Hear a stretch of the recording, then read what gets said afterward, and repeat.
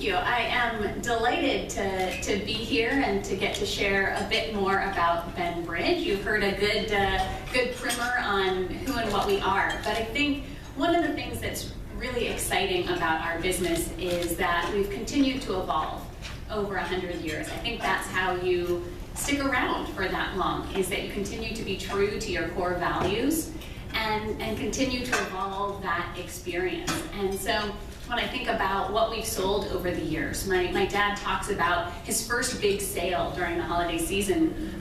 His first year selling was a typewriter.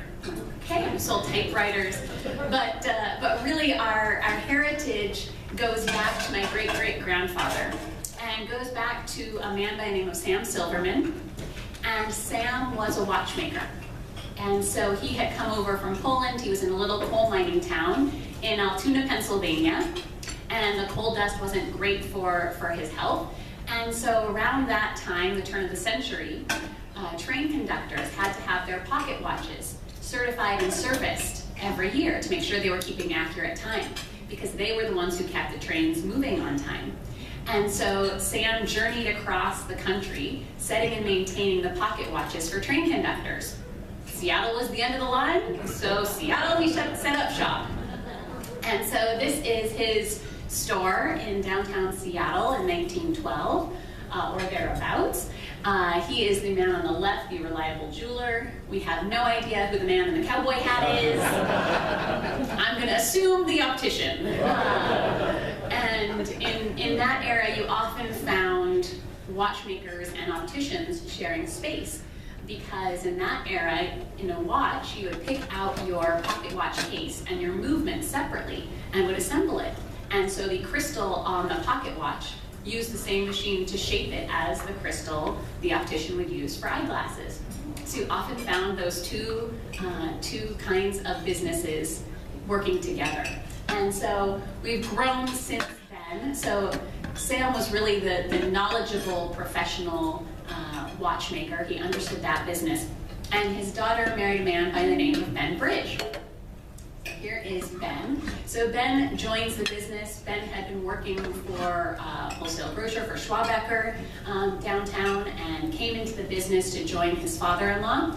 And so where Sam really understood watchmaking and that craft, Ben really brought a knowledge of retail and knowledge of inventory and brought that to the business. So turned the company into a full-line jewelry store, not just with pocket watches.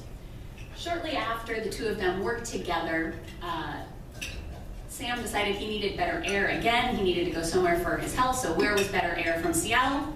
Los Angeles. Apparently, circa the mid-1920s, that was a great place for good air. And so journeyed down there. So we went from being, we were Silverman, we were then Silverman and Bridge. I believe I have a picture here. Yes, let Sam Silverman be your watch doctor. I love this ad. And you see at the top it says S&B, that was Silverman and Bridge.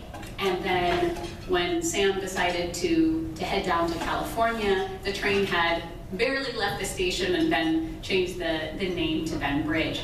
So it became Ben Bridge fully in the mid-1920s.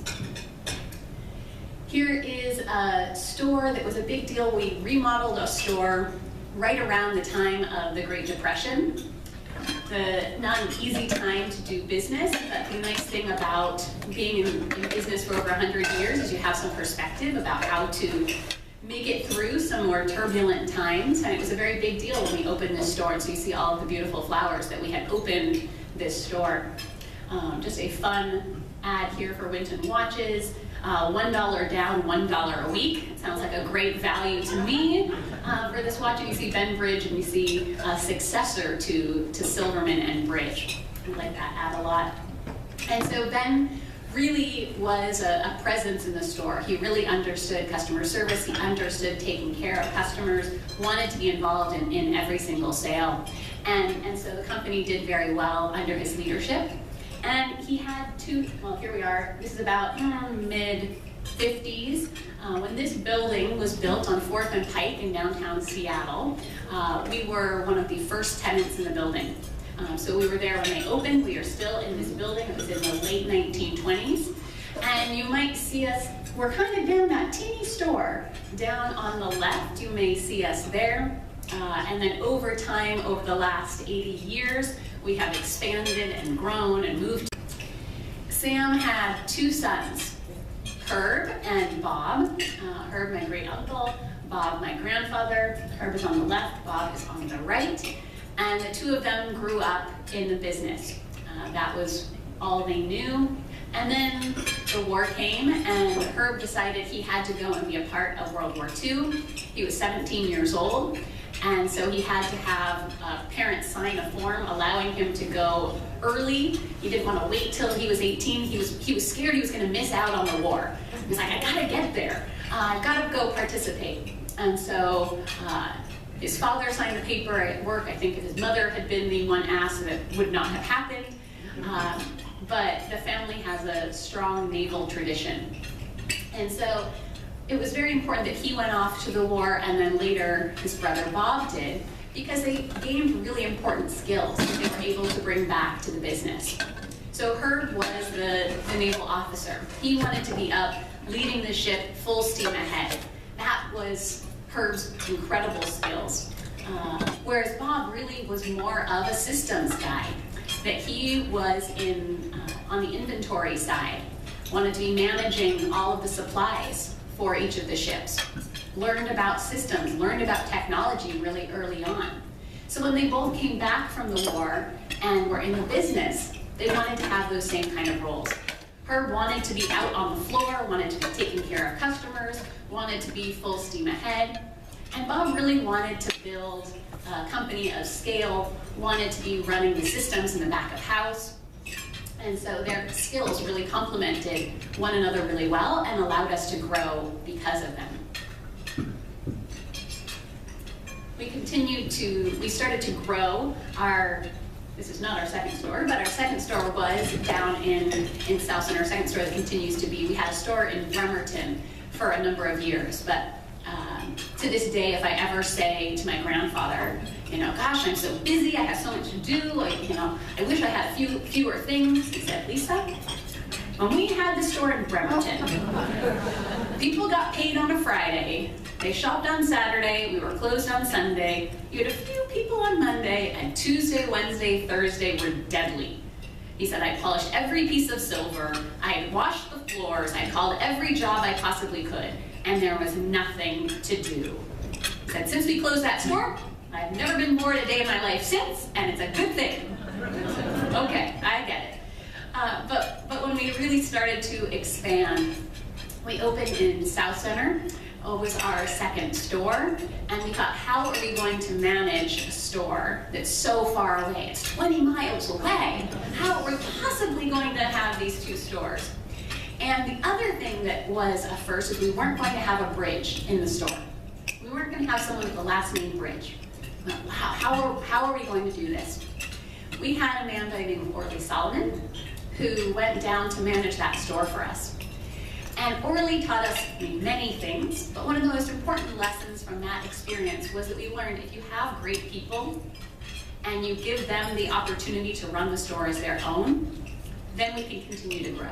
We can't be everywhere, but if you have great people, then they're going to do that job for us. They're going to take care of our customers in a way that's far better than even we could.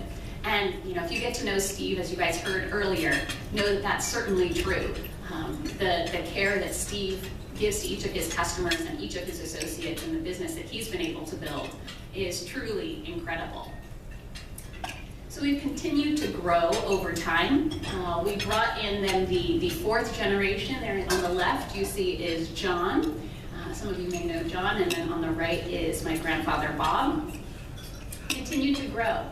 And so we saw this next generation come into the business at the end of the, yes, my mom is, you have nice hair, it's some good,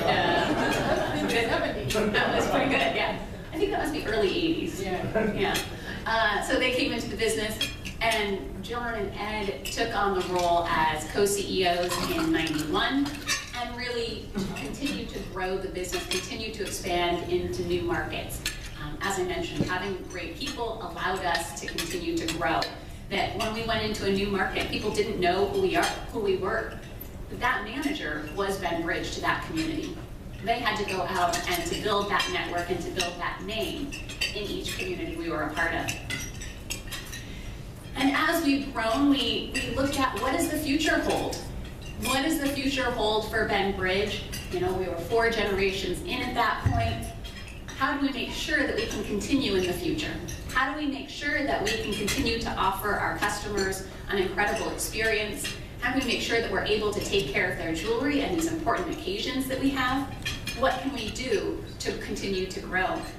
And looked for a partner that was going to ensure our viability, our strength moving forward. And so we were very lucky in 2000 to become a part of Berkshire Hathaway. And so this is Warren Buffett, here the gentleman on the right. And Warren is truly incredible. You know, really the conversation about selling the business happened between Ed, my father on the left, and Warren. Warren doesn't do really any due diligence, didn't go through and send an audit team, didn't go through and have lots of lawyers involved. It was a simple conversation of, you know, what do you believe and where's the company going, and tell me about who and what you are. And we, you know, made a deal with Warren to become a part of Berkshire. And it's been a wonderful opportunity for us because we're part of this incredible organization. So we have a great relationship with the other Berkshire companies, but we're really left to run the business as our own. Virtually nothing changed when we became part of Berkshire Hathaway now 18 years ago. We are still a family-run business. We still, you know, have that feeling amongst all of our associates, and now we just have this amazing relationship with Berkshire as well. We also, a big evolution was in 2010.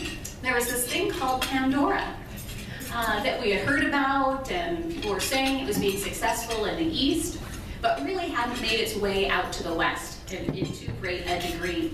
And so we went and looked at it in 2010. We said, all right, we're going to test this Pandora thing in a few stores. We put it into, I believe, 8 stores. And within 2 months, we said, this is huge. We have to put it in all of our stores. And by the end of that year, we had opened our first Pandora franchise store. And really, because no one knows the West Coast like we do, you know, our stores are all in the West, and that wasn't where Pandora was strong. And so we set up a development agreement to build out the West for Pandora. And so today, we're the largest Pandora franchisee in the world. We have about 45 Pandora stores operating in the West. We have a couple more to open this year. So it has been a fast pace of growth to get all of those stores open.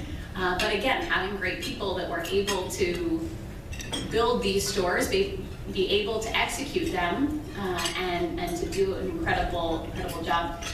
We have a Pandora store just across the way in Bellevue that's doing very well, just upstairs from our Ben Bridge store.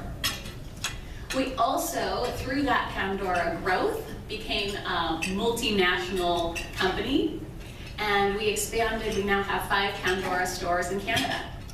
And so when we went, we were going to start in Canada, we were going to buy 3 Pandora stores that existed up there. And we went, oh yeah, it's just up the road. It's just, 3 hours up the road. Then we started going through and went, oh, actually it's a different country. A lot of different rules. And so I think each team in our office was stretched and challenged in a new way, looking at how do we operate across border. How do we support them from an IT perspective? How do we help them from an inventory perspective? How do we help them financially? And so it was a good opportunity for our teams to learn about what does that look like across borders. And we have a great group up there, just a really energetic and joyful group up in Canada.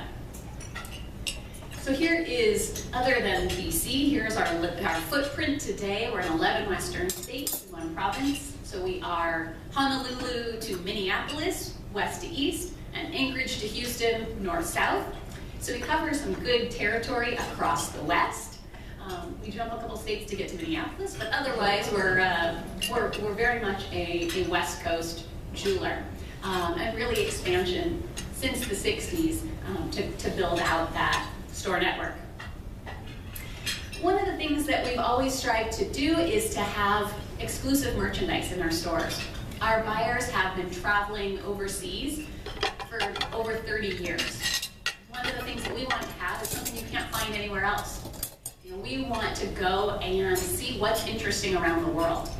And so really the first quarter of the year, our buying team is on the road. And so they start the year in Italy, a beautiful place to start, a little chilly in January in Vicenza, but go and look for gold jewelry. And so we have our Toscano collection, which was our first exclusive brand that we built. Started in 1996. And it's made up of about 50 different Italian artisans comprise this collection. And so there are people who, for generations, have worked on this one specific skill, this one beautiful technique. Remember the first workshop that I went to in Italy, and I saw a gentleman standing there with a gold bracelet, hammering the gold bracelet, literally hammering. I went, that's how you get the hammered texture on a bracelet? It's actually some guy with a hammer? It's truly incredible. And so as I have traveled, I have had so much inspiration based on the efforts and the detail and the craftsmanship and the work that goes into creating a piece of jewelry. It's just incredible. Our next collection that we created is our signature Forever Mark. And this is now a partnership with Forever Mark, which is part of the De Beers group of companies. And our signature Forever Mark is the most beautiful diamond we've ever offered. It has additional facets that are precisely placed so that we use the most top and the best technology to cut this diamond so that the light comes in, travels in through the diamond, travels around and comes back out as the spectral colors. And these diamonds are just incredible. And actually, Steve and I just returned. We were in Botswana to go and trace the journey of our signature Forever Mark diamonds. Went and saw the mine, saw De Beers, which moved all of their sorting and sales to Gaborone, Botswana, about 5 years ago, after 115 years in London. We went and saw our cutter, who's cutting there. It's almost all women who are cutting these diamonds for us in this small town in Molopolole, Botswana. And to see the pride that they have and the meaning that these diamonds have was incredible. We also have our acumen diamond, which is a Canadian diamond. It's mined and cut in Canada. You can actually trace the diamond to its original mine, the original rough diamond weight, and the date it was polished. So you have this whole history of your diamond. And then, as has been mentioned before, I created a collection of jewelry in our stores 3 years ago. Really wanted to bring fun fashion jewelry that didn't have to feel like it was this heavy, important occasion. It could be, hey, I had a great day at work. I deserve something beautiful. Why not? You deserve, for that moment, you deserve a piece of genuine jewelry just as every other occasion. With precious metals, genuine gemstones. So we built out these collections. And a few years ago, we wanted to test our assumptions. We wanted to say, okay, how are we perceived in the marketplace? How are people thinking about Ben Bridge? And we found a few things. We found one, our customers love us. People who have shopped with us know that we're different, know why we're different, and want more of it. We also found that people who hadn't shopped with us didn't necessarily know why we were different. They also didn't necessarily know why any other jeweler was different in the marketplace. So we said, okay, we have an opportunity here. We have to do a better job of messaging who and what we are and why we're different. So we went out to find a new ad agency. We did a worldwide search and found a wonderful agency in DNA here in town. And really what DNA is about is uncover love, is finding out what is it that's true about you and what makes you unique. And so we went and took a couple of steps back and said, okay, what is unique about us? What is our viewpoint? And what can we uniquely offer? And really what we found was that our belief is that the jewelry that we sell is the least valuable it's ever going to be when it's sitting in our case. It's not until it gets into your life. It gets on your finger, around your neck, on your ears, and it lives a life with you. That's when it becomes truly precious. And because of our service, because of our unparalleled quality, because we're going to be there to take care of you, we're able to offer this uniquely. So I wanted to share a video that I think kind of represents our beliefs and what we think jewelry is really about. The perfect moment isn't scripted. It sneaks up on you unexpectedly. It's a brilliant sparkle that flashes through dirt, or worse, a quiet pause in the midst of chaos. A wash of contentment that takes you completely by surprise. In fact, it's not even a single moment at all, but a culmination of memories built up over time and perfectly captured within a memento of love. Every chip, every nick, every scratch, they only add to its value. Distinctive embellishments entirely unique to your life. And through every one of them, we're right here with you. Generations of jewelers, gemologists, and watchmakers with a passion for the pieces we curate and the people who wear them. Because to us, fine jewelry is meant to endure and be enjoyed for life. We believe jewelry is for life. It should live in your life.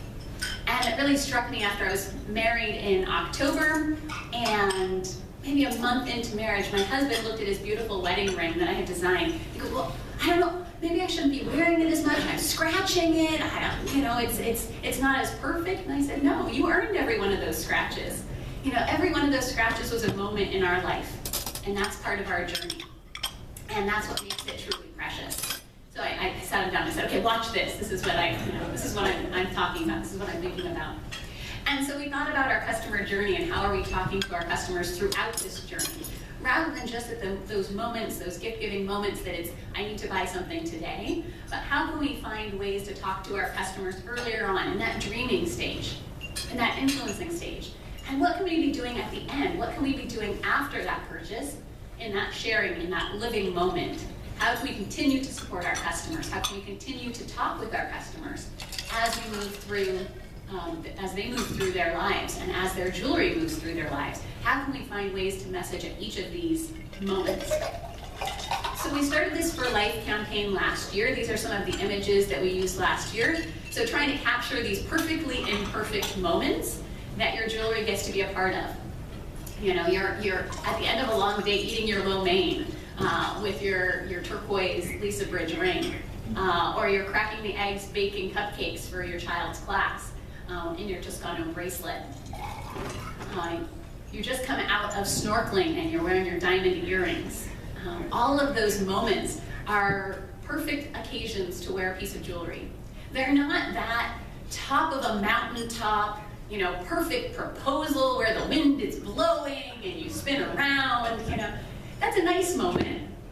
But what about all those moments afterwards? What about that moment you're prepping to go skiing and you're wearing your beautiful timepiece?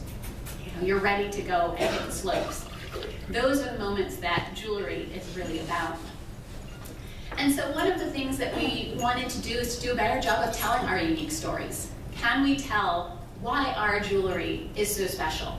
How do we tell some of those curation stories? And so we made 3 videos last year. We sent our film crew on some big adventures to Italy to talk to an Italian craftsman. Came with me to Thailand to talk about my collection and how it was created. And then finally went to Botswana and really saw the importance of diamonds to this country and to this one woman, Kimonya, and really tell her story. They went and captured this actually in the fall, and then when Steve and I were there about a month ago, I met Kimonya, and I feel like I know her at this point because I've watched the video, and she was so embarrassed. It was very sweet. She was like, yeah. She didn't realize what kind of celebrity she was going to become to us. But it was wonderful to get to know the people behind our jewelry. We stood when we went to visit the shop that was making my pieces, and like that piece in the center, these beautiful black sapphires around it. And we stood there and watched as a 25-year master gem setter set every one of those perfectly cut black sapphires. And we stood there for 45 minutes as he set them, just absolutely fascinated by the craftsmanship that goes into creating a piece of jewelry. I like to think as a gemologist, as someone in this business, that I know what it takes to create a piece of jewelry. And yet standing there and seeing it for myself brought it to life in a whole new way. We've also tried to do a better job of storytelling through our magazine. Rather than doing a traditional catalog, we've published a unique magazine, our timeless magazine. Keep your eye out later this month. The next watch magazine will come out at the end of the month. And so trying to tell stories about our people, our stores, and our beautiful product through these magazines. They're really incredible. This one on the right, the image, was so powerful. I think we got more comments on that particular image than any other piece of advertising we have ever put out there. There's something that speaks to the generational nature of jewelry, the sense of time, the sense of emotion. There's something in that image. Some of the fun things that we've also been trying to do to get our message out in new ways. We've done an influencer program, and so working with different influencers in different marketplaces to share their impressions of jewelry. To have them share their stories or what they think about some of our collections. How does it live in their life? And to share that in an organic way so it reaches a new group of customers who maybe wouldn't know about us otherwise or wouldn't think about us. Start that process early on. We've also started to capture, if you take a picture of a piece of Benbridge jewelry, you use our hashtag, either Benbridge or For Life Benbridge, we'll actually pull that image, we'll ask you first and say, can we use this? And we'll pull that image of the merchandise onto our website. And so when you're looking at a new ring, you go, gosh, would that look good on me? You can see our pictures, but you can also see other people's pictures of how they're wearing it. How are they styling it? How does it live in their life? And so you get that real life piece pulled into the website. We just completed a couple of new ads, new spots. I don't think Steve's actually seen these yet, but we are just releasing them. So we'll use these in digital advertising. So I have a couple of quick ones to share. One that's a general vision, general brand message, and then one that's specific to engagement.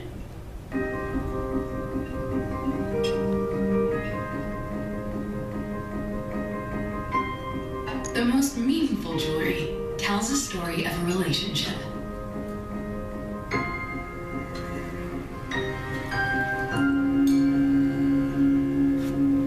Which is why Benbridge hand-selects pieces from artisans around the world for the beauty they add to every chapter of life.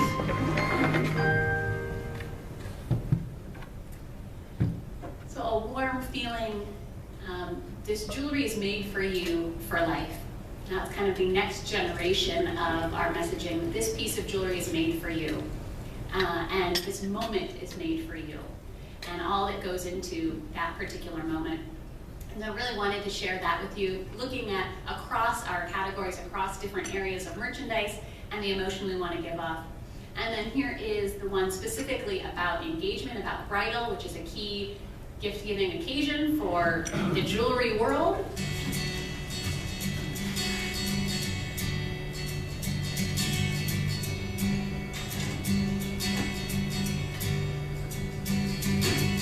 When you choose to embark on a life together, there's no limit to the lengths Benbridge will go to customize a ring worthy of your unique journey.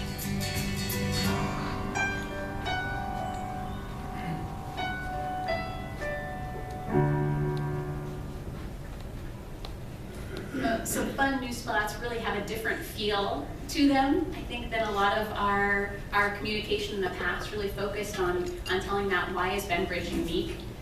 Why is it that we're different? And I think in this one spoke so well that there aren't any ends to the lengths that we'll go to customize a ring, to make that piece of jewelry perfect for you. I could tell you lots of stories that Steve has, of the lengths that Steve has gone to make sure that there's that perfect piece of jewelry for his customers, because he wants it to be right and he cares so deeply.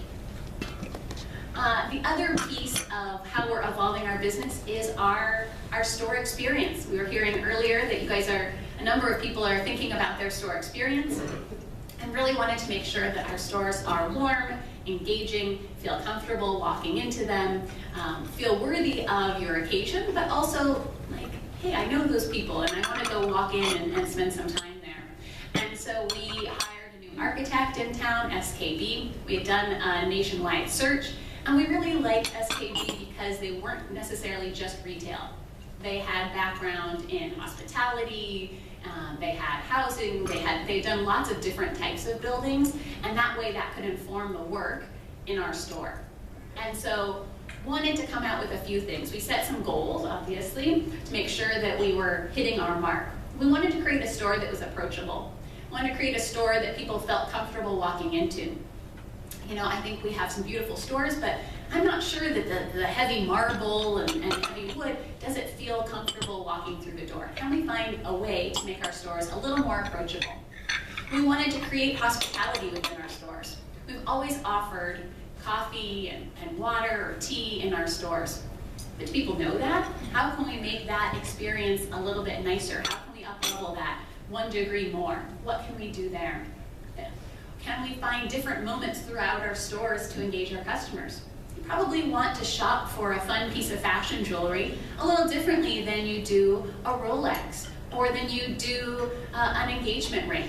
And so can we find moments throughout our stores to engage our customers in different ways?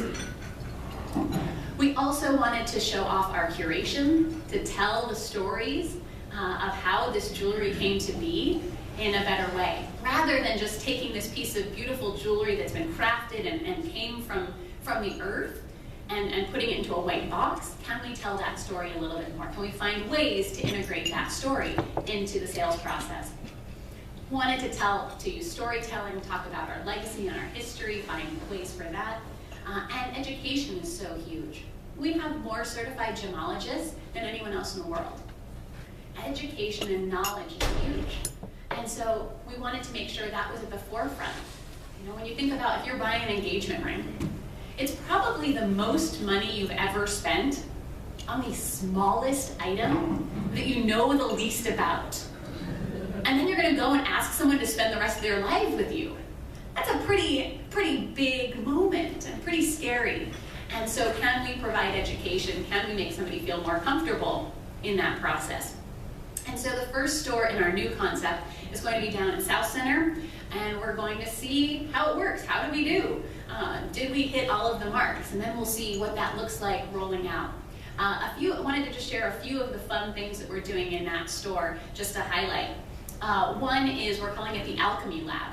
Our heritage is in watchmaking, as I mentioned before. And so with that heritage, we have more watchmakers than any other jeweler in the country. Can we bring that heritage forward? Can we share that? When I bring guests through our office, we have this kind of fishbowl of where our watchmakers are in the office. And every single time, that's where people stop. They stop and they look in, and there's all the little tools, and people are hunched over a desk, and there's something really exciting about watching this craftsmanship, something that's really made from your hands, and so unique today. And so can we bring that forward? And so this Alchemy Lab will be glassed in, so you can see it both walking through South Center as well as in our store, to see our watchmaker, to see all of the tools on display that goes into creating a watch, into servicing a watch. And then just some fun details, like the back of the door that leads out of that into our back room is going to be made out of woven leather watch bands. So just really wonderful, rich details.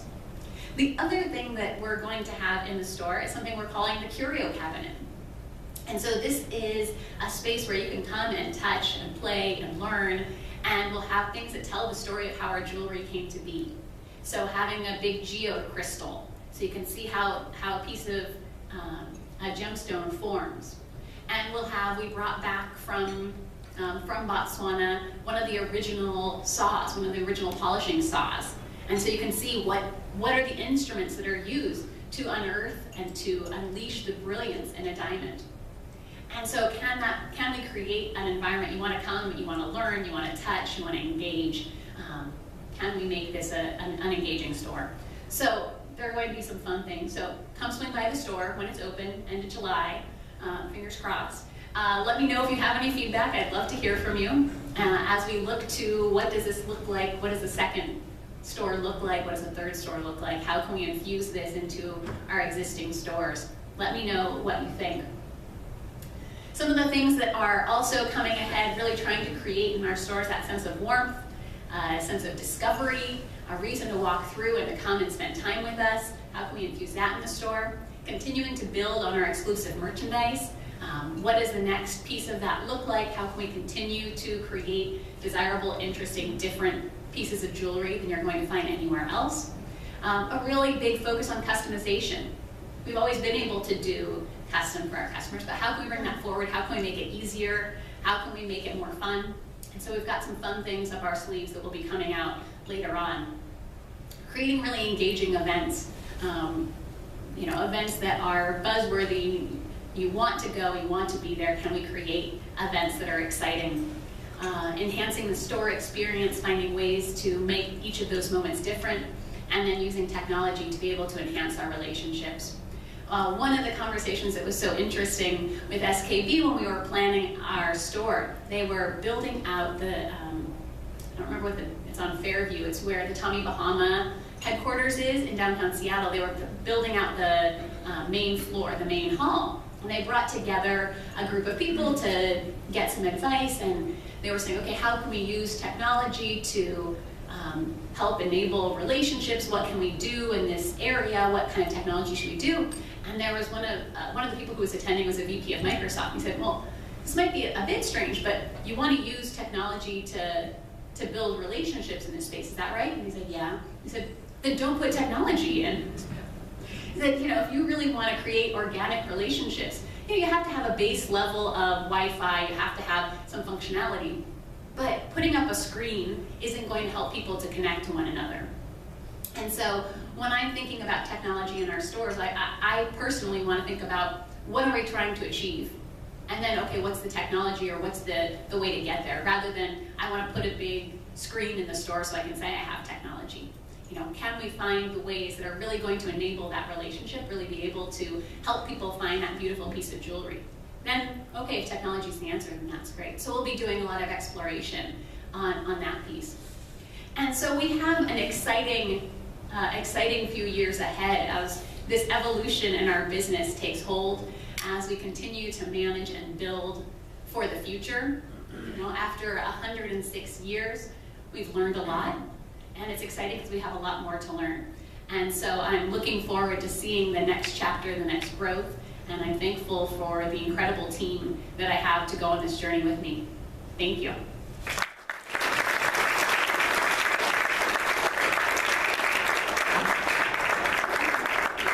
Time for questions, if there are questions. Great presentation, thank you so much. Do you, in your industry, Lisa, have much of an impact from the Amazon effect or the online purchase effect? Great question. So the question was, do we have an effect from the online experience, from Amazon, from others? What we see in our business, specifically for jewelry, is that people are starting online. Over 85% of our customers are starting online before coming in store. So having a digital presence and having a strong digital presence is hugely important. That's where they're deciding, do they want to walk through our store, walk through our doors or not? On average, people used to visit about 3.5 stores before making a purchase. Today, that's about 1.5 in the jewelry space. And so people are choosing online where they want to come into the store before they do so. And so one of the areas that's really important is our e-commerce. And so that's an area that I'm really focused on enhancing. I think we have a solid digital experience, but I think we can do a lot more there. And so managing our online reputation, focused on that experience and what we're able to show of our jewelry and our experience, and get people to decide to come through our doors. Yeah? Please. Thank you for sharing your family story. It was amazing. I was wondering, what do you feel that made Pandora so unique that it can justify its own store? Yeah. Pandora really, they just captured lightning in a bottle. I've never seen anything quite like it in my career or from those who have longer that I've heard in their careers either. And so it was the right product at the right time with the right messaging. And so really they came out 2000-ish is when they entered the US, a few years later with their charm bracelet. And so it really gained awareness during the recession when people still had important emotional occasions to celebrate, but maybe weren't feeling like they wanted to reach for that more expensive item today. They wanted something that was meaningful, they wanted something that was tangible and lasting. And so Pandora has, you know, the beautiful charm bracelet, and each one of those charms is so perfectly crafted to symbolize whatever your occasion is. And so it was the right product at the right time, and they have a following and so much passion from somebody who's a Pandora customer that wants to see what's next and wants to see what's going to come in the future. And so now their key is focusing on moving from the bracelet to can they move into other jewelry categories, which is going to make them lasting. So that's an area of focus, and one that I think they're doing well and will need to continue to evolve. Thanks. Okay, so what's it like for you around the leadership table with Warren Buffett? And pretty incredible. We were in Omaha for the annual meeting in May, and the day before the meeting, there's a meeting of the Berkshire managers, all the people, CEOs of the different companies. I'm standing in this room looking around like, what am I doing here? And then I turned the next table over. It was Warren and Charlie and Bill Gates and a number of the members of the board. And I went, I really don't know what I'm doing here. And then Warren looked over and he goes, Lisa! And he jumps out of his chair and comes and gives me a big hug. And I went, okay, I'm supposed to be here. This is a new thing. So it's a very different seat at the table, which is exciting to have. But I feel very fortunate that when you then sit in this room, you look around and you go, oh, they're also just people. And feel thankful to have wonderful support from a number of the other Berkshire companies who are willing to share an idea or a thought or a conversation. So it's an incredible place to be. I'm new to Bellevue's, and I had a really nice experience in the store in the mall. And Wonderful. The name of the Italian name was just made me want to buy something. And I said, wait, I'll come back. I have Was a it question. Benito, perhaps? What's that? Was it Benito? Benito. Yeah. There you go. So I have a question about supply chain. In my business, we're very conscious of that the quality of life for the workers is there, you know, in Portugal and Italy and in Malaysia. Can you speak to how the jewelry industry is accommodating I can that? speak to how we handle it. It's very important to us because community and because people have been so important to us throughout. And so when we travel overseas, we make it a point that on every single trip we go and visit at least one of the places that's making jewelry for us. They really appreciate it because it's showing respect to them that we want to come and see their place of work. And then also, we know what it looks like. If we've stood in each factory, we know what the conditions look like, how the people are treated. From the onset, we have those conversations with our suppliers. And so we have a very extensive vendor packet that goes through our clear expectations in terms of who should be working, what hours they should be working, where we want things sourced and where we don't want things sourced. And so we make that very clear. And then continue to check on that through our quality control, through visits to each of the suppliers. It's a very important piece of our business. Yeah, great question.